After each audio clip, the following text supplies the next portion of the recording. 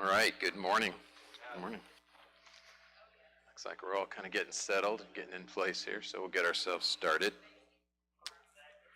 Well, we are back in Ecclesiastes this week. We've had a couple weeks of Abraham with Kevin, and now we're coming back to Ecclesiastes.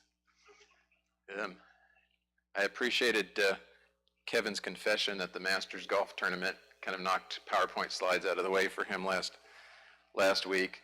For me, it was whether I do PowerPoint or whether I work on my taxes, and so PowerPoint went out, so there you go. PowerPoint went out. I do. When you're writing a check, there's no hurry, I'm telling you, so. All right, well, hey, it has been a couple of weeks, so we're not going to spend a lot of time in review, but I do want to kind of get us going again here. So let's do a quick review of chapter 1.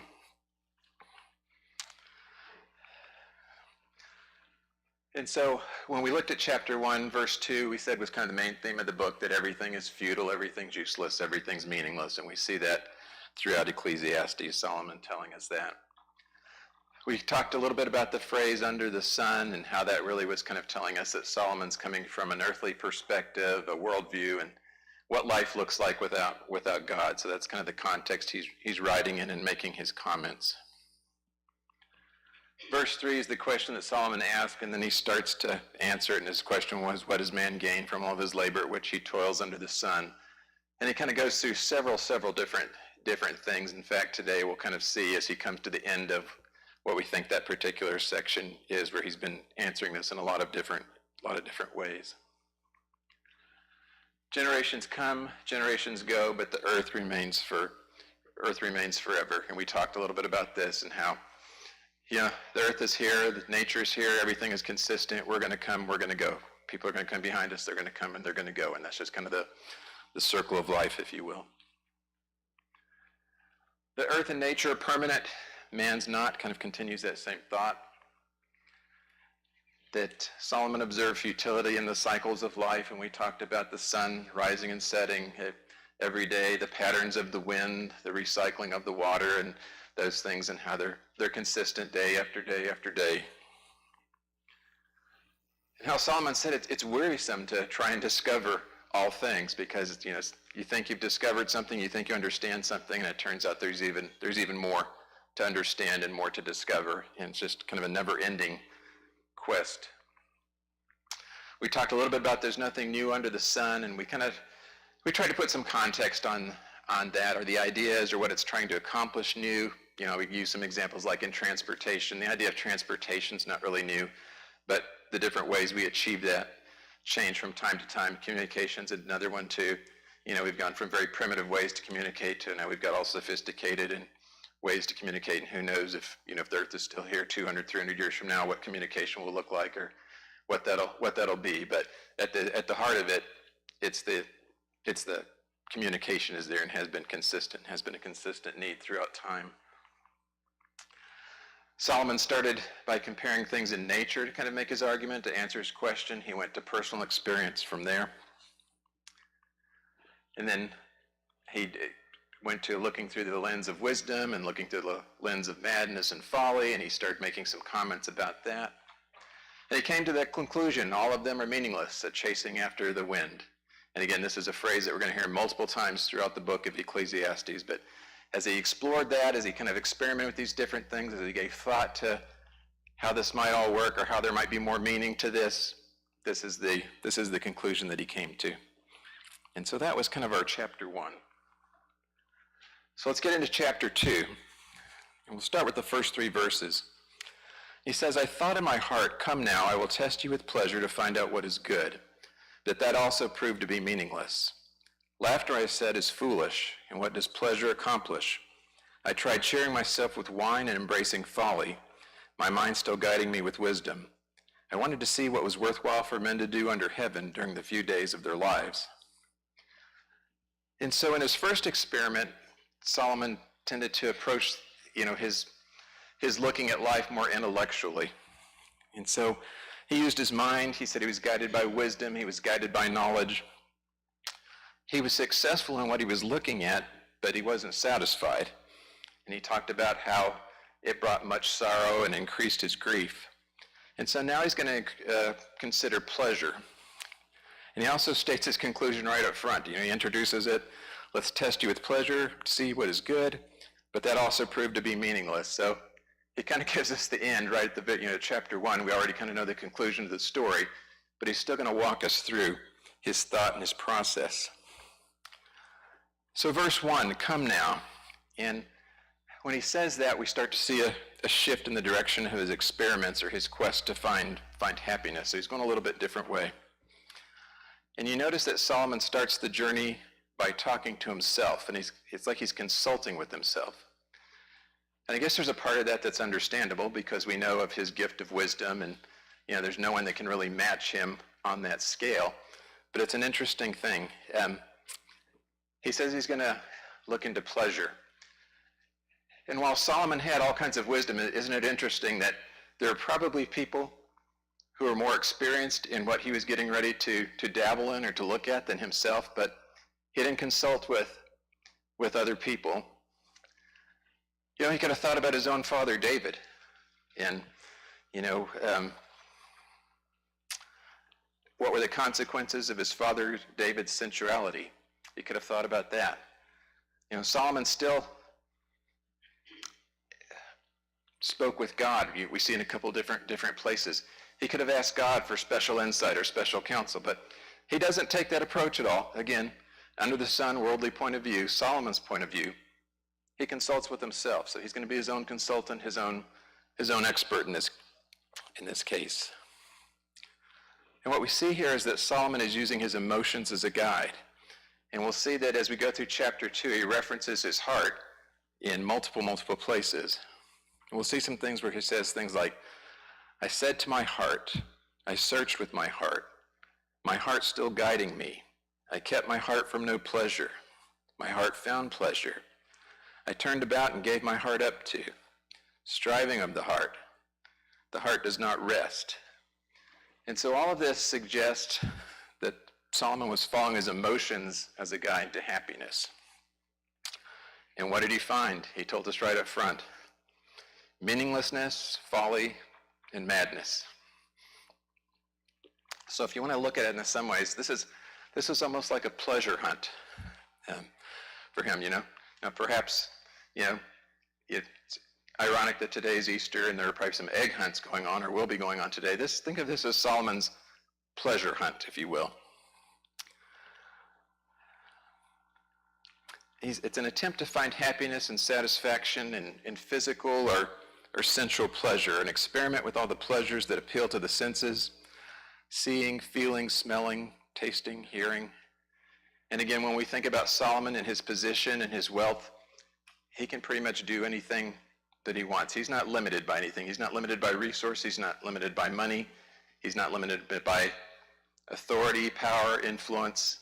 So anything he wants to experiment with, anything he wants to indulge in, he's in a unique position. He doesn't really have any barriers per se. Verse 2 says laughter is foolish. Some versions may translate this different. You may see it say laughter is mad or laughter is madness. And the reason it's translated foolish, like in the NIV, is that the word here doesn't convey the idea of mental insanity, but it's really more conveying, as it's translated, boasting or foolishness. So that's why you'll see it translated that way. And it's interesting because you think about like Solomon, who wrote Proverbs in 1722. Solomon also said that a cheerful heart is good medicine. So is he saying that laughter in and of itself is bad? I don't think that's what he's saying. He's saying, I'm experimenting. I want to see if laughter would cure everything. If I just kind of laugh at life, can I make my unhappy life happy? But, we all know, not everything in life is a laughing matter, and laughter can be superficial, and sometimes laughter masks pain. Have you ever had a chance to hear some about the background of, or read a biography or something of a comedian? Has anybody ever read some of that? There's a common thread with a lot of them. I'm not saying it's 100%, but what's interesting is that they usually come from a background of brokenness or pain or different issues going on in their lives. And it's like the comedy, the reason that kind of took them to that path is it's kind of their coping mechanism. It covers things. It's the way they have dealt with the tragedy and the different things going on in their lives is through comedy. And so, it's probably a perfect example of if laughter, if comedy could be the cure-all to everything, we probably wouldn't have stories like that. Okay, verse 3. He talks about wine and folly. So the word for folly here is a word, I don't know if I'm pronouncing this right, siklet, which means to act foolishly or to play the fool. So if we talk about some context about what Solomon's statement is that he tried cheering himself with wine, let's take a look at that. The Hebrew scholar H.C. Leopold says, this should be taken as a reference to a consumption of wine which enables a man to get the highest possible enjoyment by careful use of it, so that appetite is sharpened, enjoyment enhanced, and the finest bouquets sampled and enjoyed. Notice the statement he says in there, my heart still guiding me with wisdom. And so this indicates this was a carefully controlled experiment. He's still in control of what he's doing. So this is not a situation of Solomon saying, you know what, I think I'm just going to go out and get stinking drunk.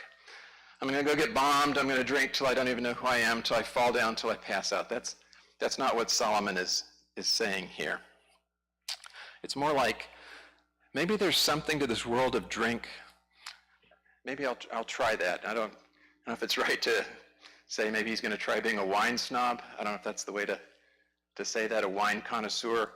But that's, again, he's not talking about I'm going to overindulge to the point of drunkenness. He's talking about I'm going to try this out and see if there's something to this.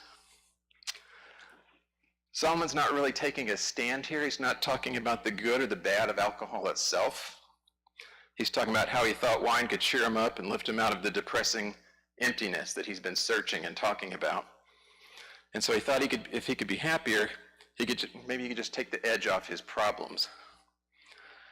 Certainly we've seen situations where people have learned the hard way that alcohol doesn't fix things, that it may be temporary, it may mask some things again, but at the end of the day, it's not a medicinal treatment for sorrow, and you find that your emptiness and unfulfilled life is still there.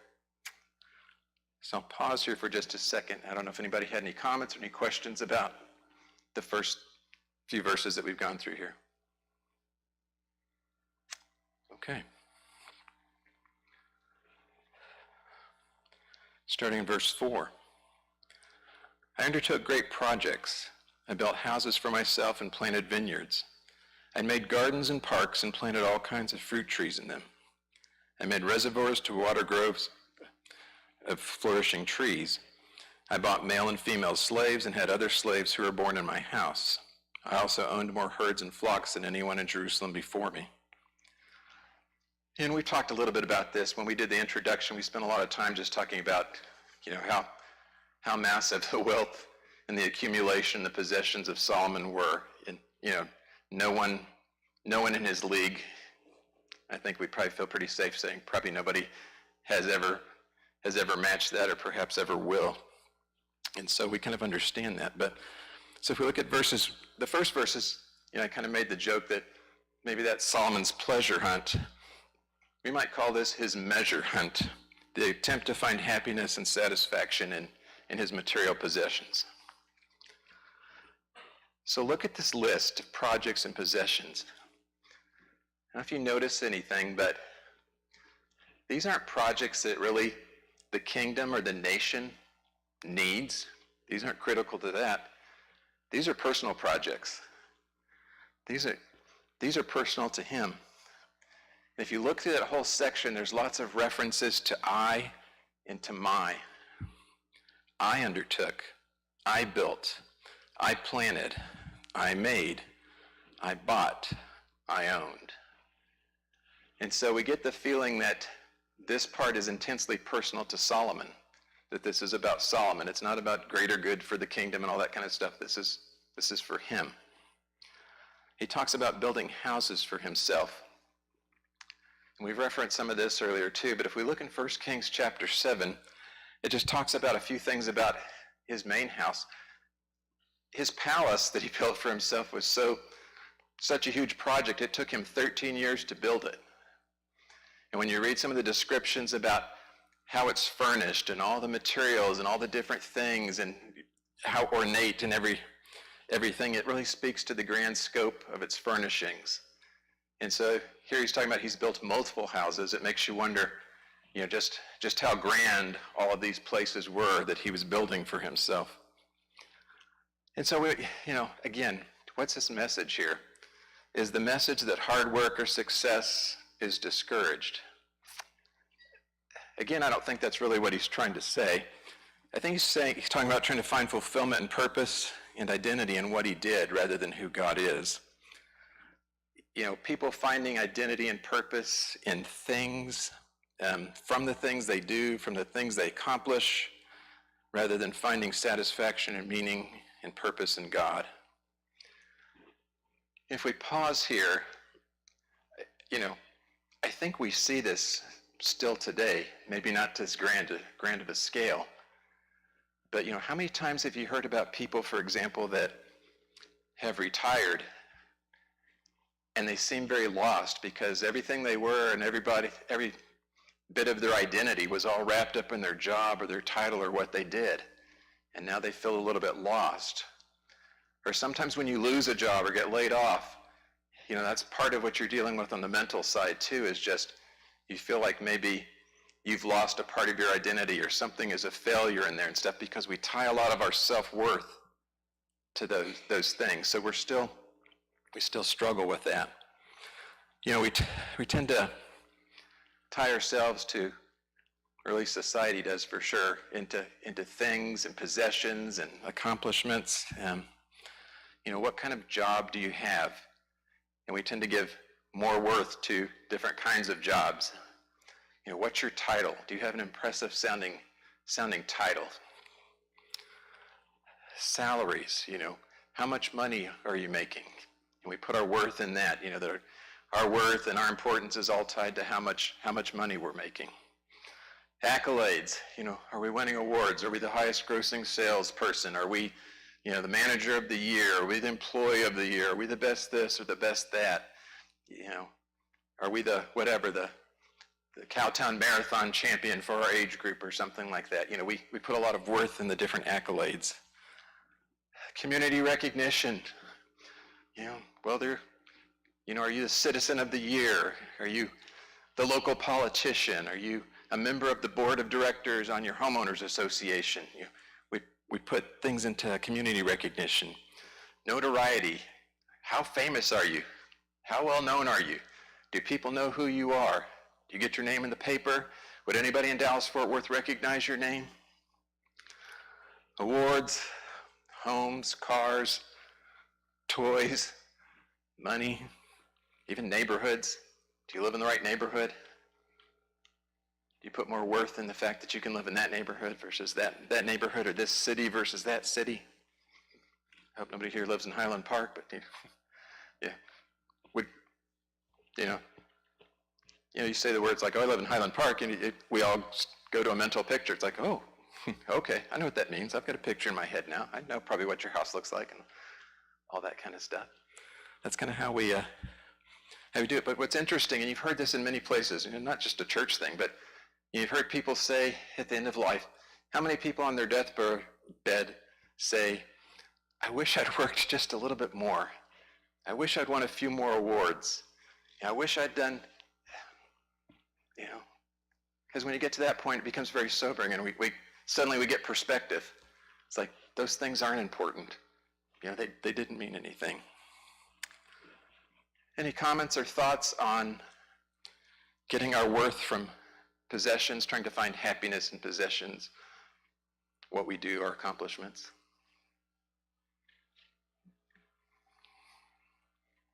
All right. Starting verse 8. I amassed silver and gold for myself and the treasure of kings and provinces. I acquired men and women singers and a harem as well, the delights of the heart of man. I became greater by far than anyone in Jerusalem before me. In all this my wisdom stayed with me. I denied myself nothing my eyes desired. I refused my heart no pleasure. My heart took delight in all my work, and this was the reward for all my labor. So I've talked about Solomon's pleasure hunt, his measure hunt. We'll call this section his treasure hunt. The attempt to find happiness and satisfaction in material possessions and money. So when he says, I refuse my heart no pleasure, there in verse 10, the word for pleasure comes from a root word that carries the idea of someone being glad or joyful with the whole disposition, and as indicated by its association with the heart there. I refuse my heart no pleasure. There are some thoughts that because he says he denied himself nothing his eyes desired, the mention of a harem, the phrase, the delights of the heart of man in verse 8, the fact that we know he had 700 wives and 300 concubines, that Solomon is referencing sexual enjoyment. So, maybe we look at these sections together. Maybe this is Solomon's version of wine, women, and song, or something like that. But again, we said he's got the resources, he's got the influence, he's got access to anything he wants to do in terms of pleasure or whatever he wants to test or try out. We talked a lot about money. The problem is when money has us. It's not so much that when we have money, but when money has us. Because money makes a wonderful servant, but it makes a terrible master. And Solomon has realized that all the money in the world could not buy happiness. You think about that. If that were the case, wouldn't every lottery winner be a great story? But I don't know if you've had the opportunity to either know somebody who's won the lottery or you've read some of the stories, but it doesn't always end in happiness. A lot of times the money's spent, the money's gone, family troubles, other troubles that money brings with it sometimes, the notoriety of winning the lottery, and your name being out there everywhere and all those things. So, an example that we see every day that just the fact that you've got money doesn't buy happiness. You're talking a lot about that. We started this study talking about how we're looking at Ecclesiastes as a warning from Solomon to his readers.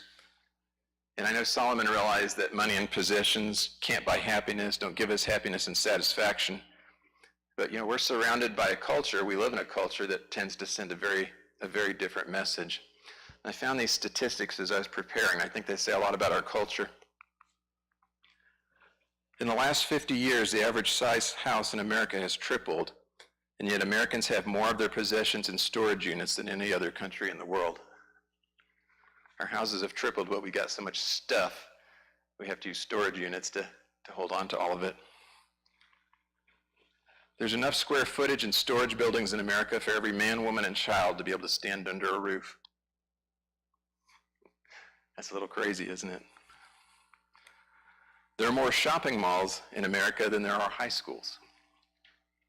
I don't know that I would have realized that. American children make up 3.1% of the population of children in the world, but they own more than 40% of the toys in the world. You think about Christmas morning and different things, and we think about, look at all that stuff. Americans discard an average of 65 pounds of clothes annually. And Americans spend more money every year on shoes, jewelry, and watches than they do on college education expenses. And so, you look at stats like that and you hear things like that, that talks a lot about us and about the culture that we live in and kind of what's all around us and how we view things. So what's Solomon's conclusion to all of this part? Yet when I surveyed all that my hands had done and what I had toiled to achieve, everything was meaningless, a chasing after the wind. Nothing was gained under the sun. And so there you have Solomon's conclusion. So he's looked at these things here, and here's his conclusion. Again, it's all meaningless. Any thoughts or comments before we go to verse 12?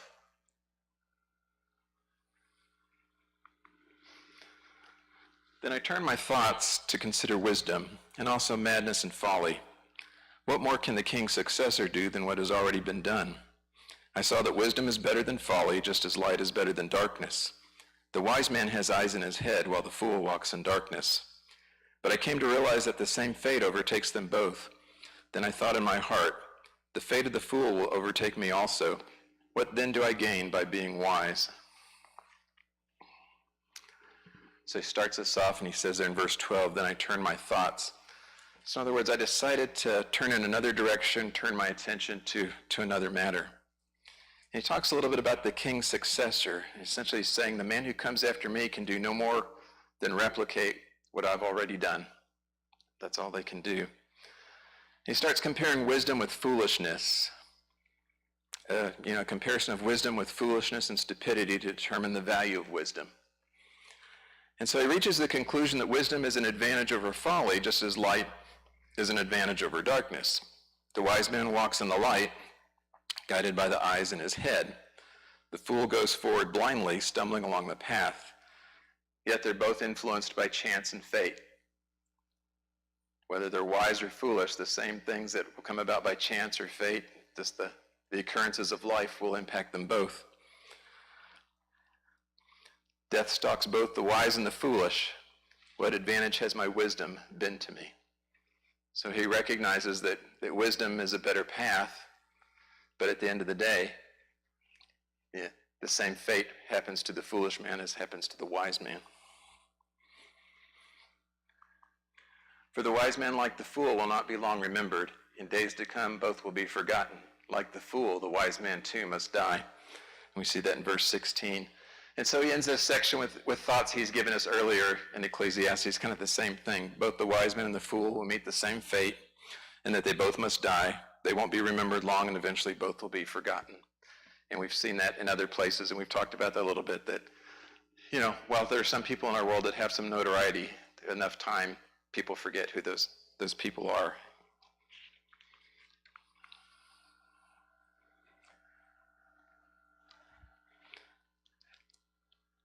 So I hated life because the work that is done under the sun was grievous to me. All of it is meaningless, a chasing after the wind. I hated all the things I had toiled for under the sun because I must leave them to the one who comes after me. And who knows whether he will be a wise man or a fool. Yet he will have control over all the work into which I have poured my effort and skill under the sun. This too is meaningless. So my heart began to despair over all my toilsome labor under the sun. For a man may do his work with wisdom, knowledge, and skill, and then he must leave all he owns to someone who has not worked for it. This too is meaningless and a great misfortune. What does a man get for all the toil and anxious striving for which he labors under the sun? All his days' work is pain and grief. Even at night his mind does not rest. This too is meaningless. And so in this longer section that we're looking at now, Solomon starts by comparing kind of the immediate, what's here and now in the present versus kind of what's the ultimate outcome of all of this. He says, I worked and achieved more than any man who had come before me, yet I hated my achievements now because I must leave them to some man who will follow me. So it's like, I've done all this, and now I'm going to leave it for someone else. It's interesting, like my father-in-law, sometimes when he takes us out for a meal or something like that, and we say, thank you for picking up dinner or something like that, he'll just kind of chuckle at us and say, that's okay, I'm just spending your inheritance. So. But, we think about that. We think about all these different things, and you think about all the work that we've done and stuff. And I was trying to think of examples. You think about things where it's like, oh, if so-and-so could see that, would they, sometimes they'd be so happy with how that's gone, or a lot of times it's like, they'd be very disappointed at what's happened. They'd be disappointed at how this house is run down, or, how that's happened, or how this has turned out, and stuff like that. Because we have expectations. We work hard for something. We like things a certain way, and we're going to do that and put all that effort into it. And he says, I'm going to leave that for someone else. After I've done all this, someone else gets the benefit of all my hard work. And kind of the tragedy is he's saying, I don't know anything about the person who will follow me. They could be wise, They could be a fool. I don't know. But either way, they're going to get everything that I've been working on, everything that I've done. In verse 21, he says, I worked with wisdom, knowledge, and skill. Now I must give this legacy to one who hasn't worked like I had to. Made me think, I don't know if you've thought about this sometimes, but do you think people value things sometimes as much as if it's given to them versus something we had to work for, something where we had some skin in the game, if you will? I don't know. You think about, I think you see that sometimes with people who, we've been talking about leaving things for people. Sometimes people talk about leaving wealth or something to their kids or to the people they're passing it on to. Sometimes there's a stipulation there. It's like, I'm not just giving this to you. You're going to do this. Or if you're going to take over my business, you're not just going to walk into the top seat. You're going to start at the bottom, and you're going to work through here, and you're going to earn this and understand what we're doing. And I think what Solomon is trying to say is, I feel ownership. This is personal. This is stuff that I have done. I've poured everything into it. And after all of this that I've done to it, someone's going to walk in who hasn't done any of that and get all my stuff, get all my work, be able to have the advantage of having everything that I've done. And they haven't done anything. They haven't done anything.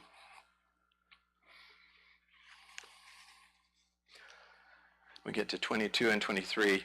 Solomon's comparing daily work with evening relief and says, even at night, his mind does not rest.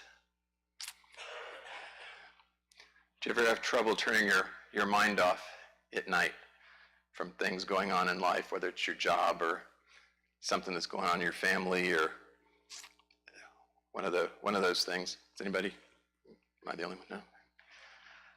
Yeah, and it's kind of frustrating sometimes, like you can't turn your mind off, and I don't feel like I'm sleeping well because all I'm thinking about is something at work, and I feel like I keep waking up and wake up in the morning and don't necessarily feel great because that's all I've thought about all night. Solomon says, it's almost like you'd think there'd be some relief at night at least, but how did he phrase that? Even my mind's not resting at night. And so he's not painting a great picture here in some ways, is he? But all of this is kind of coming together. That whole argument that he started at the beginning of chapter 1, where he says, what is it basically? What's the profit? What's the gain from all this work and everything that I do? And he's kind of bringing us all together now at the end, and he's wrapping up his argument that he began in chapter 1. And I like this quote from Derek Kidner. He says, if every card in our hand will be trumped, does it really matter how we play? If every card in our hand will be trumped, does it really matter how we play? So, I know, if you play a card game, there's typically some cards are worth more than others, and you're trying to get the good cards or the cards that will win. He's basically kind of saying, in the same way Solomon's saying, if I go through the game of life and I have the trump cards and I have all these different things, but they're all trumped at the end because the same fate awaits us all, why am I so caught up in how I play the game? So it's an interesting way to look at that. Any thoughts before we move on to 24? Jim?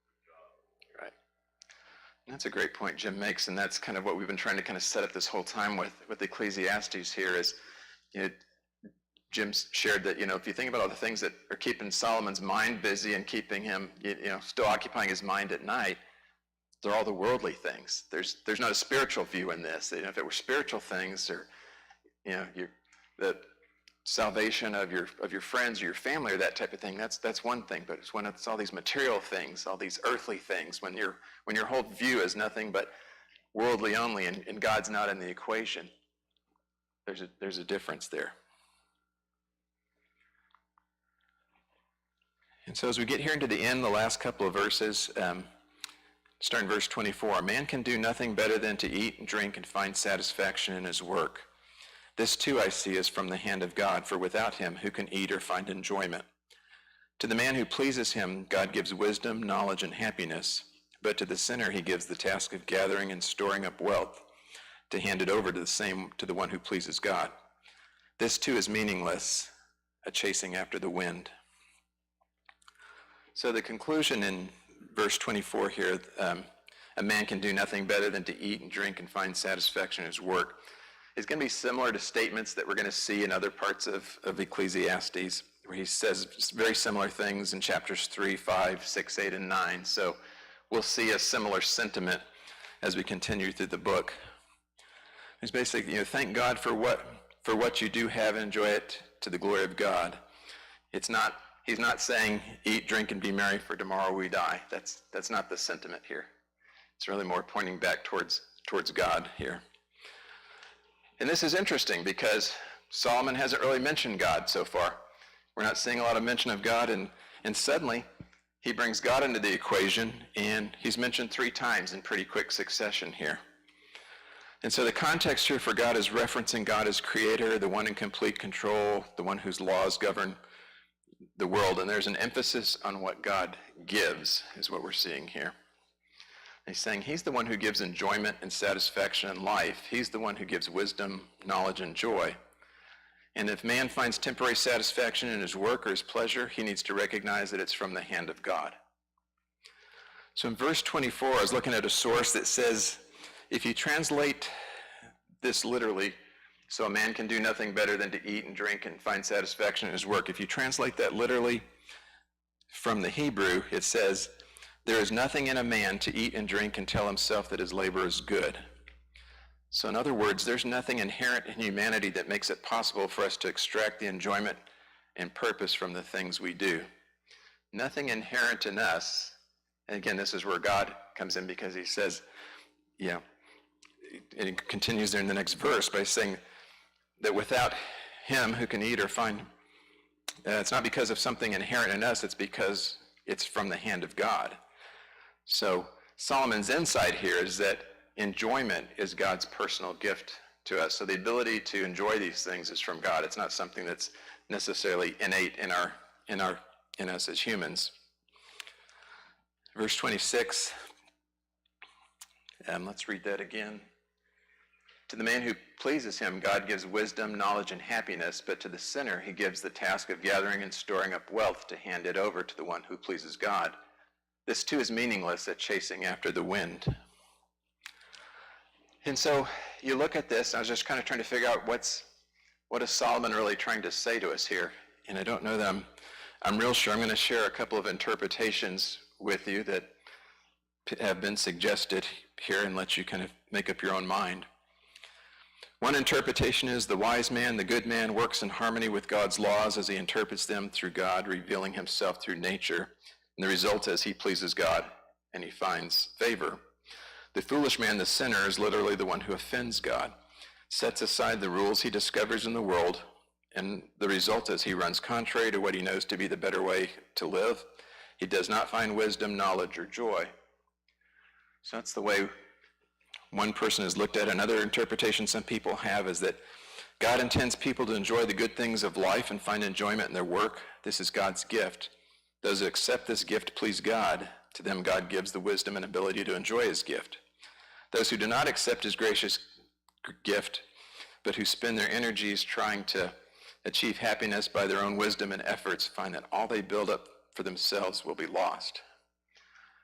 And so a couple different interpretations. I'm curious, as you read that, do you favor one interpretation over the other? Do you have other thoughts about what that may or may not mean?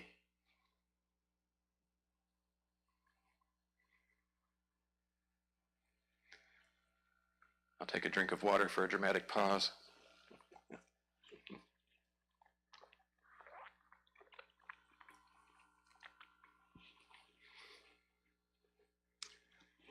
All right, then, I'll let you think about that. There's no test, so you're good. So that wraps up chapter 2. We've got a couple of minutes. we're going to start getting into chapter 3. I'm introduce it here in the last couple minutes that we have, but we'll spend next week on chapter 3. You probably recognize this, but it says there's a time for everything and a season for every activity under heaven, a time to be born and a time to die, a time to plant and a time to uproot, a time to kill and a time to heal, a time to tear down and a time to build, a time to weep and a time to laugh, a time to mourn and a time to dance, a time to scatter stones and a time to gather them, a time to embrace and a time to refrain, a time to search and a time to give up, a time to keep and a time to throw away, a time to tear and a time to mend, a time to be silent and a time to speak, a time to love and a time to hate, a time for war and a time for peace. And so what we're about to get into, this is probably one of the most well-known passages in the book of Ecclesiastes, these first eight verses. There's a few different places from Ecclesiastes that I think we recognize, and this is certainly one of them. In 1965, the Byrds released their hit called Turn, Turn, Turn, and that, if you remember that song, and ironically I heard that on the radio this week. If you haven't, that's your homework assignment. Find that song and listen to it.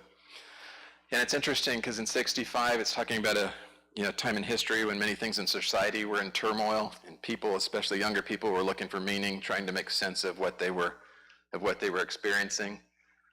I don't know, sometimes I feel like we could say that,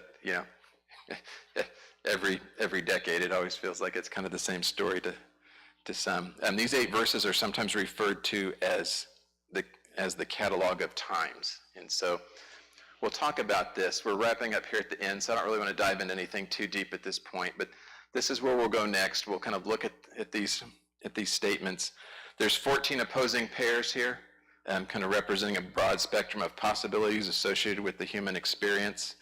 And so, we look at it, and from our perspective, they tend to be kind of positives and negatives, or constructive and destructive type of things, both ends of the scale. But that's where we will start next week here at chapter 3, and we'll start reading here again, and we'll dive into these deeper and go through the rest of that chapter. So thank you for your attention, and I would say thank you for comments. I don't know if we had one comment. Thank you, Jim, for your comments. Anyway, thank you.